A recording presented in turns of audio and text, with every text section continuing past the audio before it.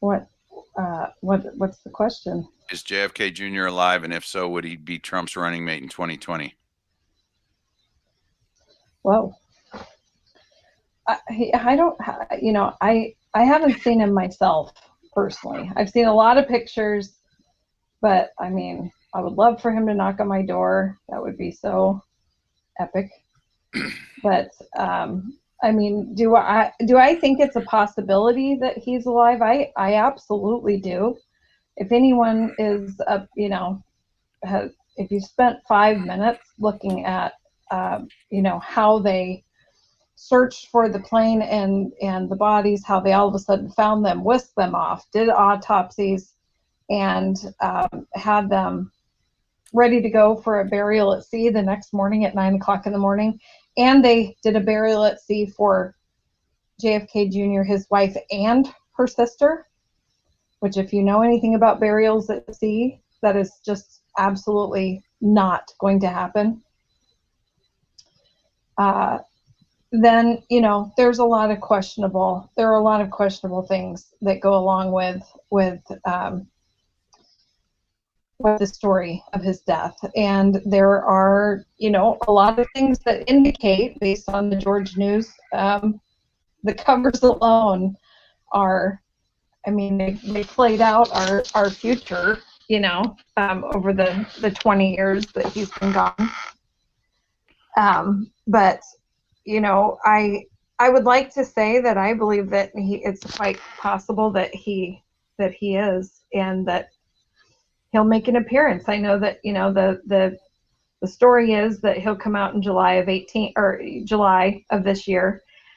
But the fact of the matter is, there's been a lot of misinformation when that's been said, because it's been related that Q is the one who indicated that JFK would be revealed in July of this year, and that's not true. That is absolutely not true.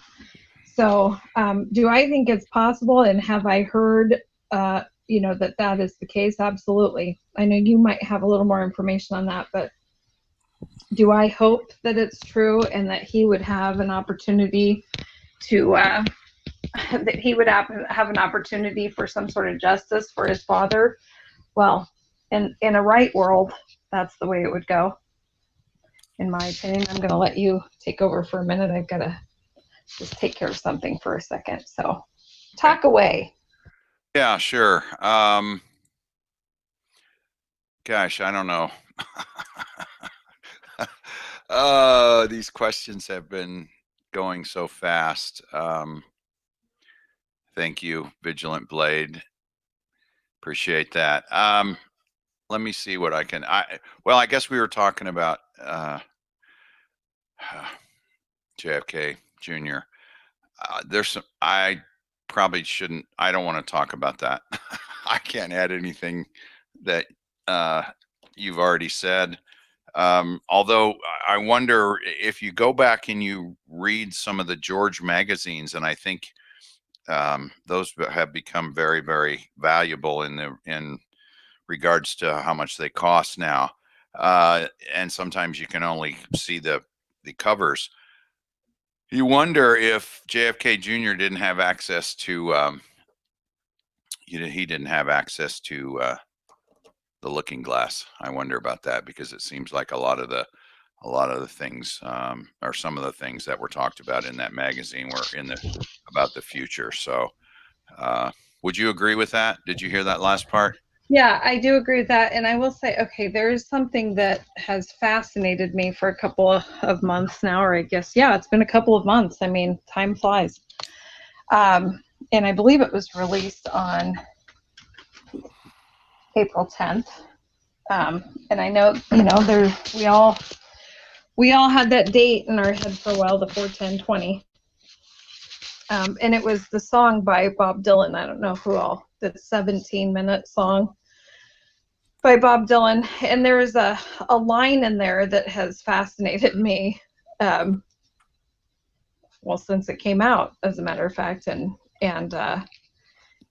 that was the line. I don't know it verbatim, but the line where they talked about when it's kind of graphic, so I guess, we're all adults here, I'm assuming. So, but it was something about they dug and dug in for his soul.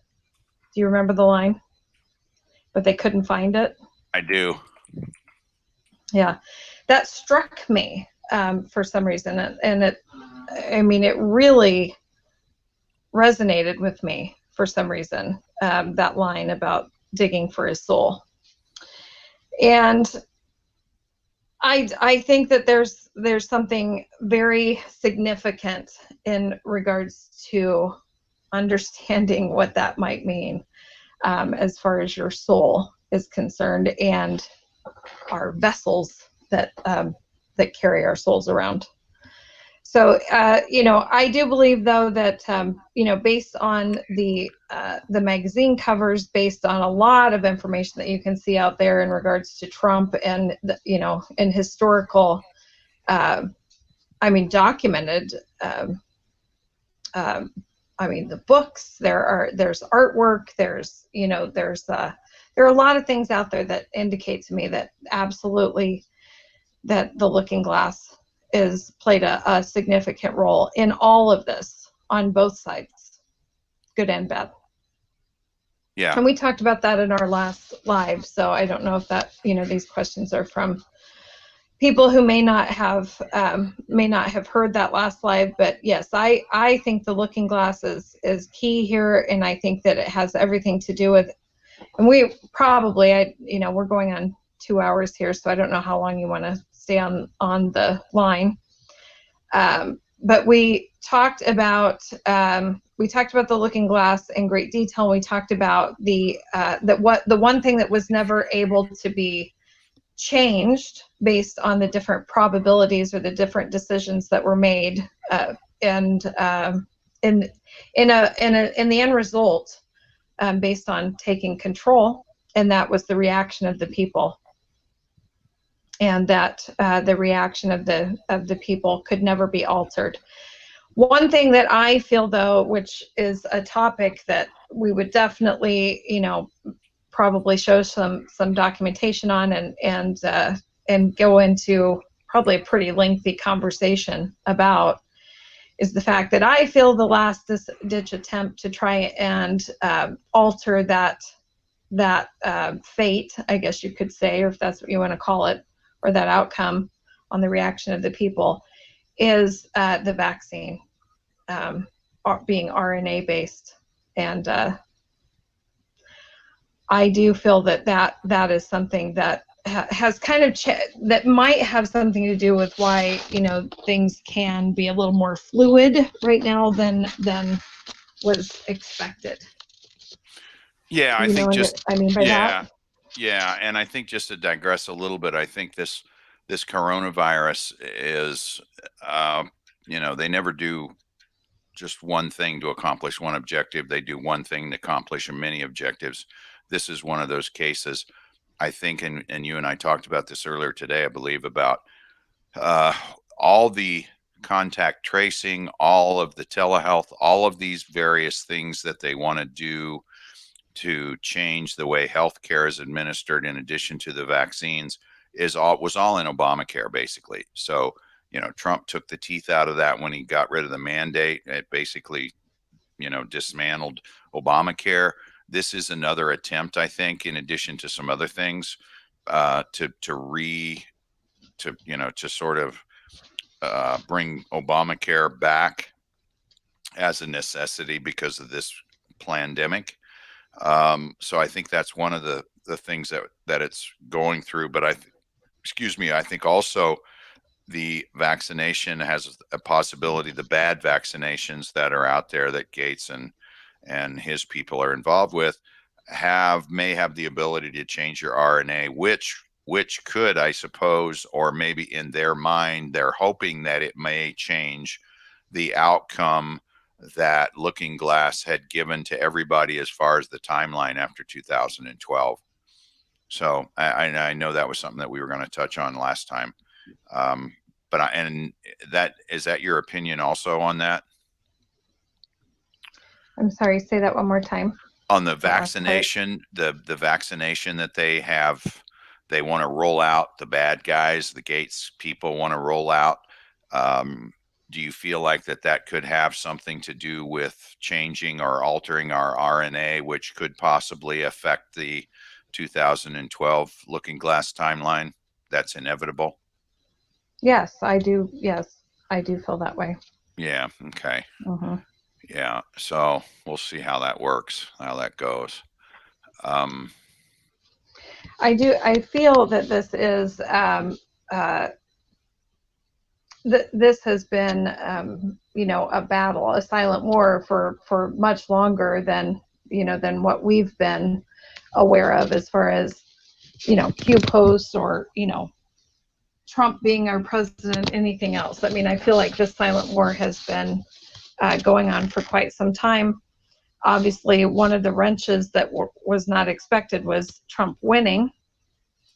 Right. But I do feel like there have been moves and counter moves that have been, going on at quite a heightened pace, actually, for the last 3 years, because, these people that all of a sudden turned on Trump, and this was well before he was, before they had any idea that he would even have a chance of winning. They, as a matter of fact, thought that it was in the bag, that he wouldn't win. But they already started turning on him. All of these talk show hosts, celebrities, other politicians that, up until the point where it seemed like there might be teeth for Donald Trump to, to even, secure the Republican position for a candidate. They went after him like sharks, like sharks with fresh meat. And to me, if you look back in time, at that point, when it became apparent that he might actually, that he might actually have a chance, they turned on him so quickly. It was incredible. And that tells me a lot about what they already knew, that he would be bringing to the table, what the possibility really is. So that indicates to me that maybe that possibility was there, was something that was in play, in regards to this Looking Glass. And bear with me here when I'm saying this, because I know that that they thought, well, he'd never win. But you have to wonder if something like that, if that wrench came into play, and it then appeared that he actually had a fighting chance. Is there a possibility that when you do choose these different realities, you choose these different probabilities, and you explore these, there is some information out there that supports the fact that once a future choice is viewed or seen, whether that's remote viewing or Project Looking Glass, or there are a couple of different ways of trying to envision the future through Project Pegasus. But once that is viewed, there is information out there that supports the fact that once it's viewed, it can be changed.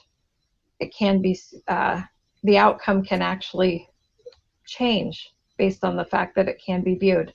And I say that because, I think it's fairly obvious to me anyway, and I can only speak for myself and what my position is here and what my thoughts are, and I view this from knowing for myself that the Looking Glass was used by the opposition, by the deep state, by the bad guys.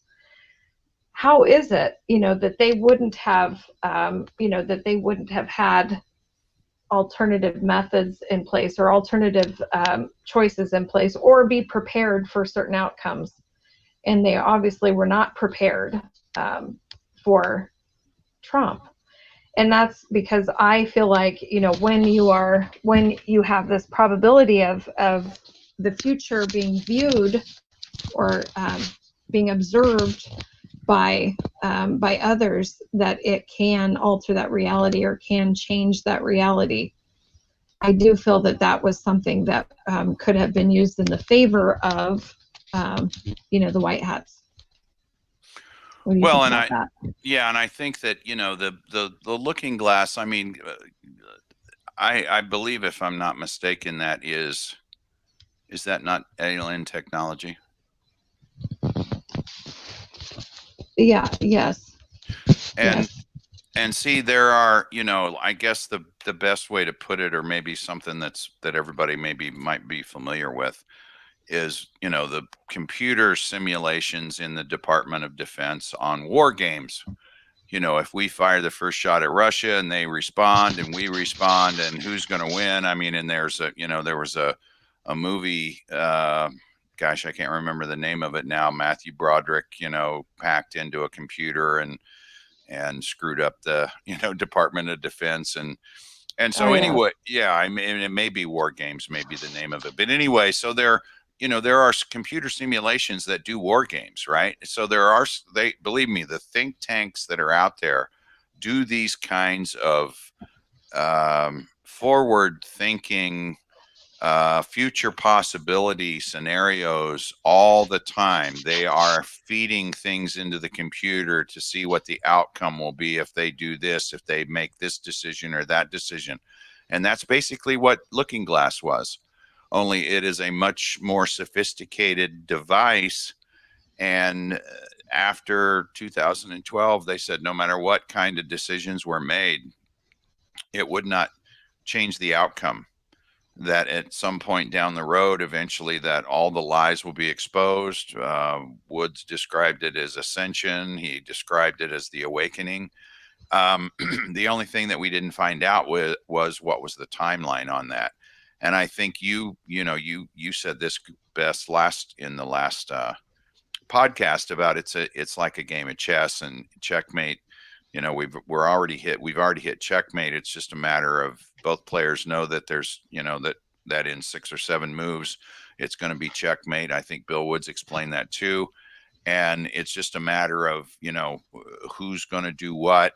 But the outcome is already decided. So I guess they could probably postpone it or they could delay it by trying different things, and I think that's probably what we're seeing right now.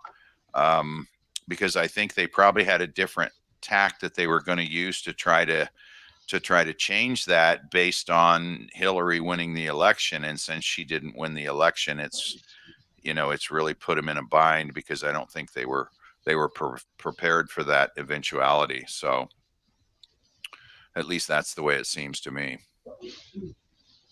Yeah. That's a deep subject, that's for sure. But I do believe that we are looking at technology in use that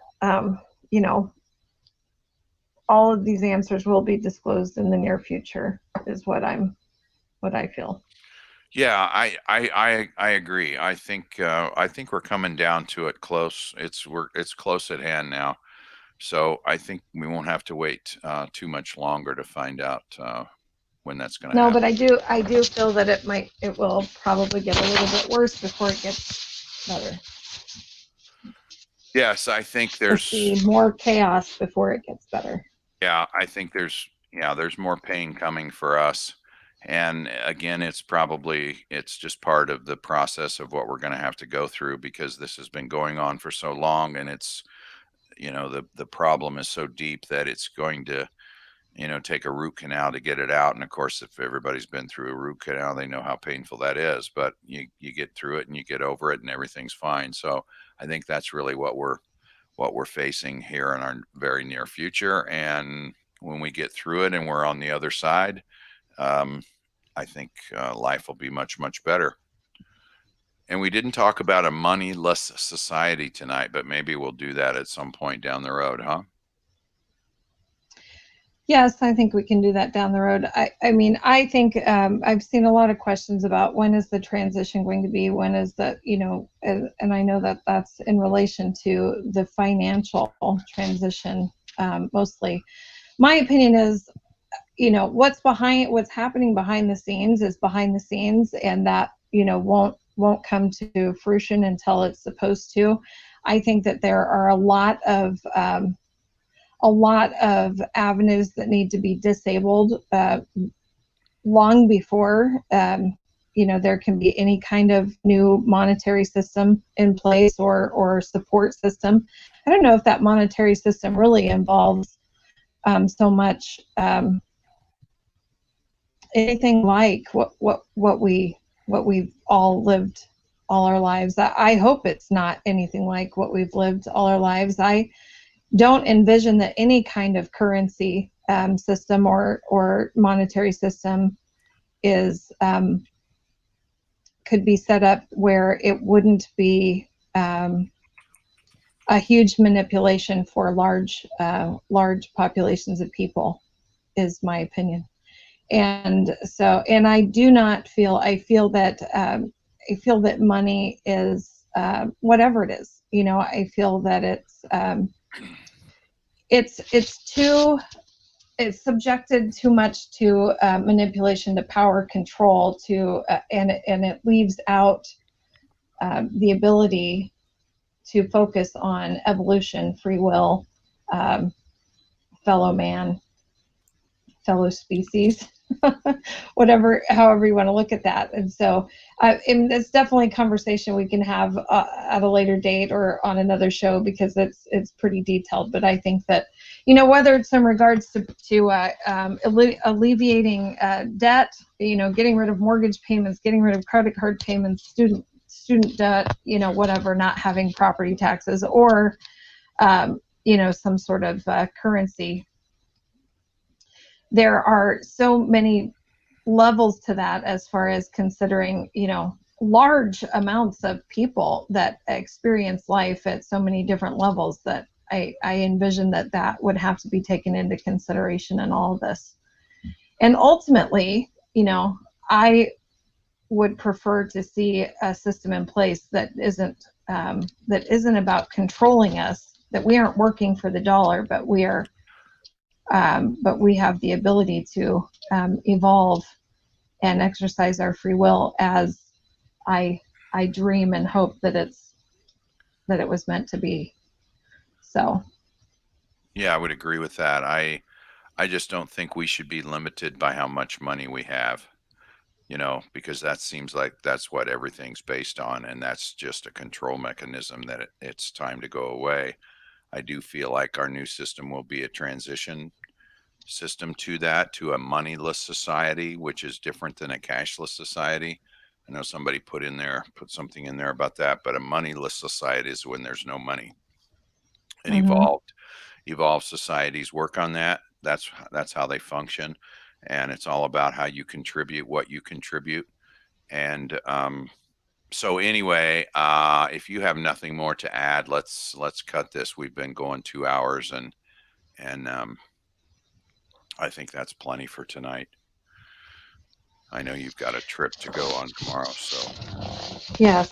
Yeah. And thanks to everyone in the chat. I know I missed a ton of questions, but this won't be the last time we do this.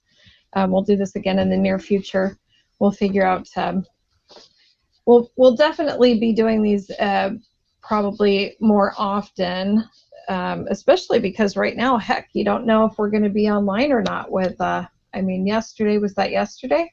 I think that, or the day before, where the entire country was experiencing network issues. Right. Of some sort.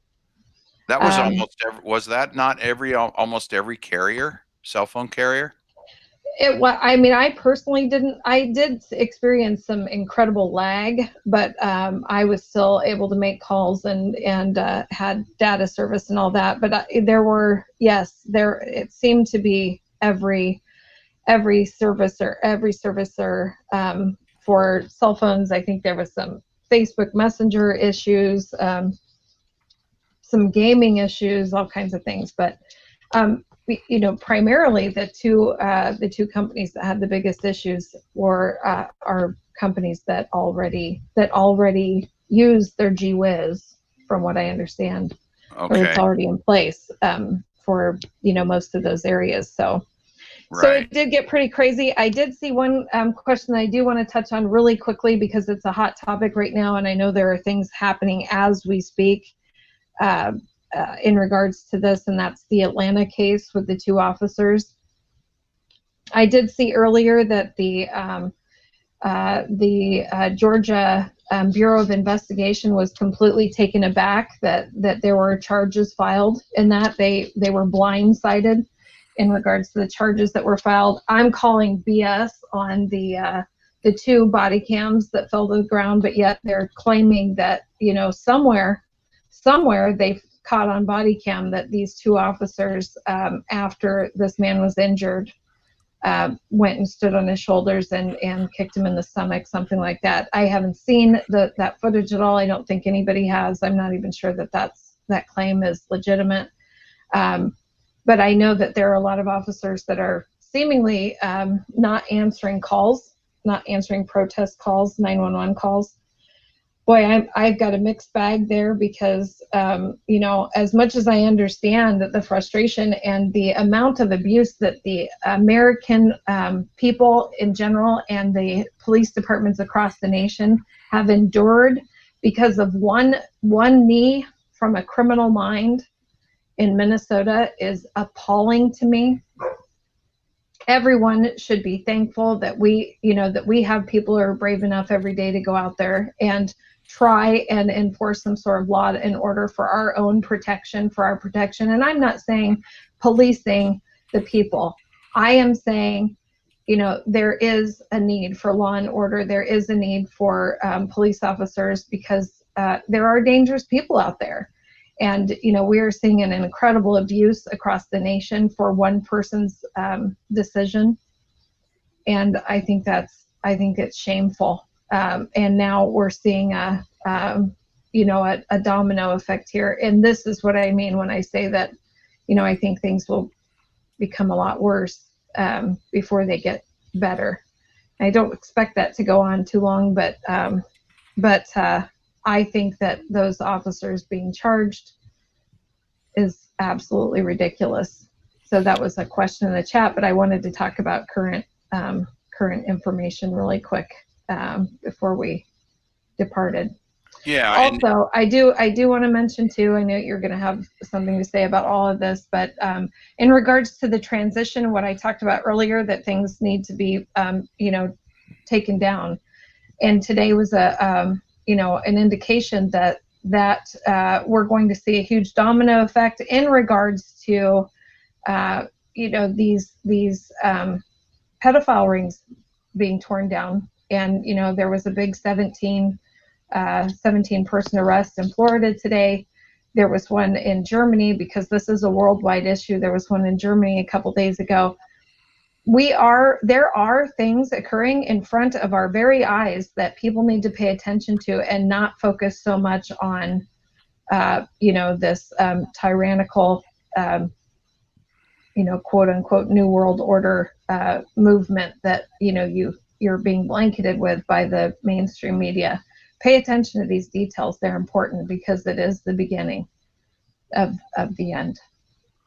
Yeah, and wasn't this guy in Atlanta, didn't he just get released from jail for abusing his children? I don't know the details on that. I stuck to the actual event, and the fact is, if you're going to, it didn't happen once, it happened twice. I mean, where he fell asleep in his car, not once but twice, because the first time I think the cop was going to let him go or something like that.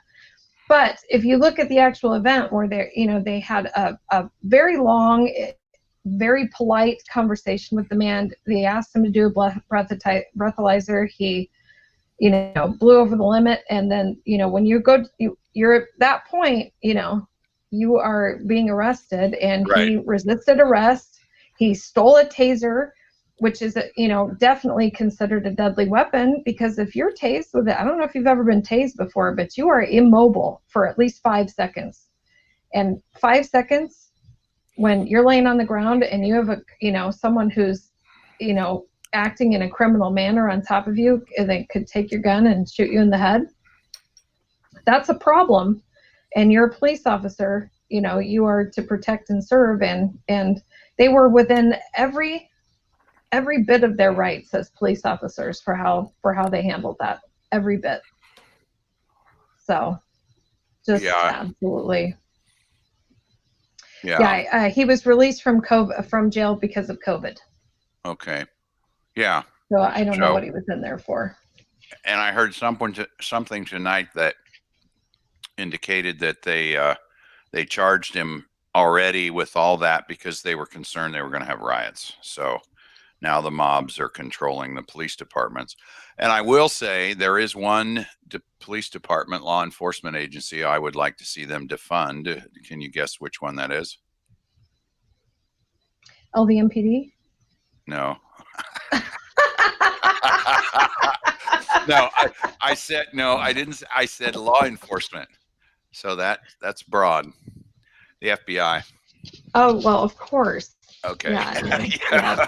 Yeah. Yeah. I just think I'm that sorry. that's, We yeah. were focused on police there, Right, so right, right. But yeah. anyway, yeah, that was a transition. But anyway, yeah, and I would like to see them defunded. I would like to see the CIA defunded. I would like to see a few other departments in our government reconstituted the way I think they were meant to be, as opposed to the way they've been corrupted. So, okay, with that, I want to kind of wind us down here.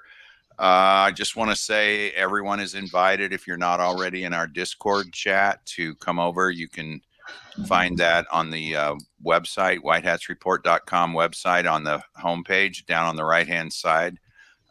We have people from several countries. We have a lot of people in there from Japan. We have people from Canada. We have people from Germany. So we've got a pretty diverse group. There's a lot of good information that flows through there every single day. We have pretty good discussions on a regular basis. So I want to invite everybody to come over there too. Stop by our Patreon if you want to participate in that. Also, we've got our retail store still going. I hope that most of the delays now are behind us as we're starting to get caught up on some of the back orders. There are still some things that are still delayed, but nothing we can do about it. But I think they are getting better and they are catching up. So we appreciate everyone's support. We will try to do more often. We will try to do these live streams more often. Maybe sometimes we'll just have Q&A and go from there, and that gives us an opportunity to talk about a lot of things and get a lot of questions answered. So without further ado, I'm going to sign off. I want to thank White Hat Reporter, as always, for making all of this happen. I want to thank Truth Bomb for being our guy, helping us out in the chat and behind the scenes, and supporting us as we support him on his channel. I think he's going to have a live tomorrow night, so I would recommend everybody check that out, because he's always talking about current events, and they're always important events. And also, hopefully, maybe he'll share some of his boat pictures from this weekend. So I want to thank everybody for being here. Paladin out.